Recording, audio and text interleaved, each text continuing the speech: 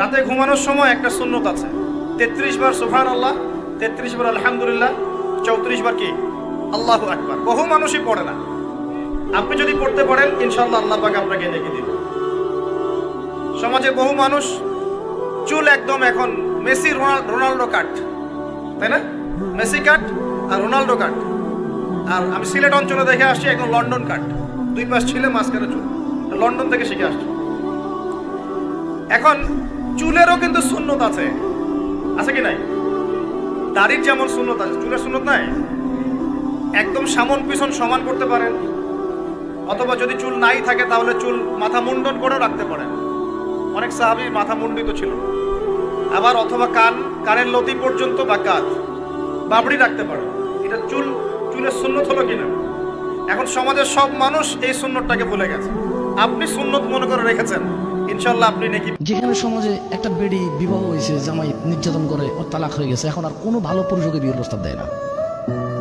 কিন্তু ওই বেটা ঠিকই টাকার জোরে, গরমে, সামাজিকতা, তার আধিপত্য, তার পরিচিতি, ঠিকই আরেকটা বিয়ে করে ফেলছে। মহিলাটা আগে বিয়ে হয়েছিল, কই অনুযায়ী তো গরম থাকে নাই না, তালাক হয়ে গেছে, বিয়ে দিয়ে দিছে। আচ্ছা, নিশ্চয় বেড়ি সমস্যা আছে। মানে হাতে বেটা কি এমনি হাতে কি এমনি বিয়ে করছে, শখে তালাক দিয়ে দিচ্ছে। কোনো বেটা চায় তার বেড়ি তালাক দিয়ে দিতে, সব দোষকার মহিলা। আল্লাহ বললেন, ও ফেরেশতা কুল সবাই আমার আদেশ মোতাবেক আদমকে সেজদা করো। সবাই সেজদা করলো, একজন ছাড়া, সে কে?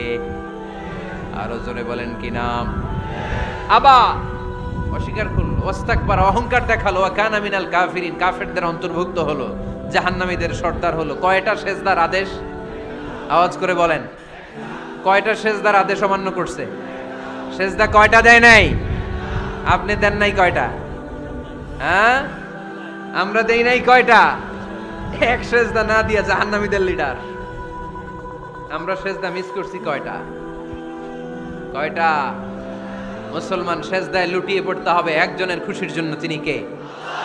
সারা বাংলাদেশে চ্যালেঞ্জ করে বললাম, স্টাম্প দাও, কলম দাও, আমি দস্তখত দিয়া যাই।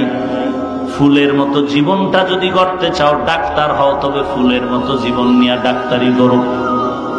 ইঞ্জিনিয়ার হও তো সুনামের সাথে ইঞ্জিনিয়ারিং হও, ইঞ্জিনিয়ারিং কাজ করো। তবে ওই সুনামের সাথে যদি জীবনটাকে তুমি বানাইতে চাও, আমি বান্দার পক্ষ থেকে 3টা অনুরোধ তোমার মানতে হবে।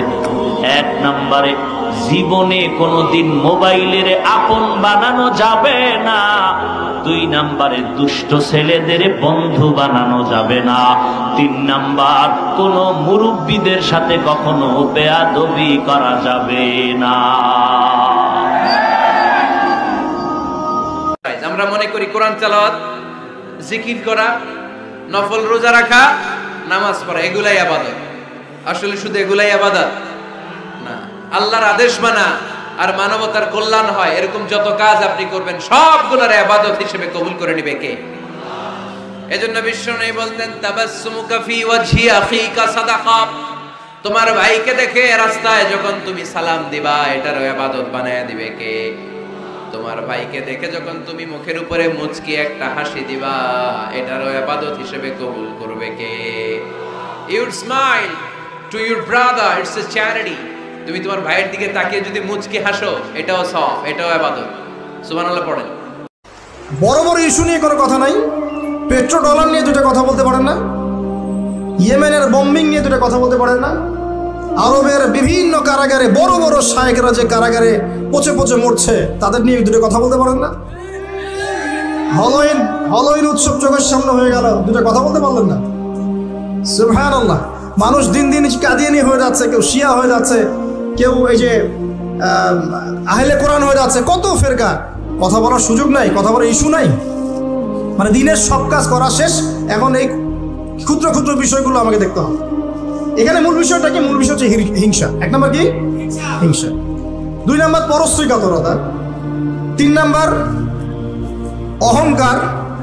এবং 4 নম্বর, কিছু উপকার হলে, যুবকদের একটা ফ্লো সৃষ্টি হলে এটাকে থামিয়ে দেওয়ার চেষ্টা কর।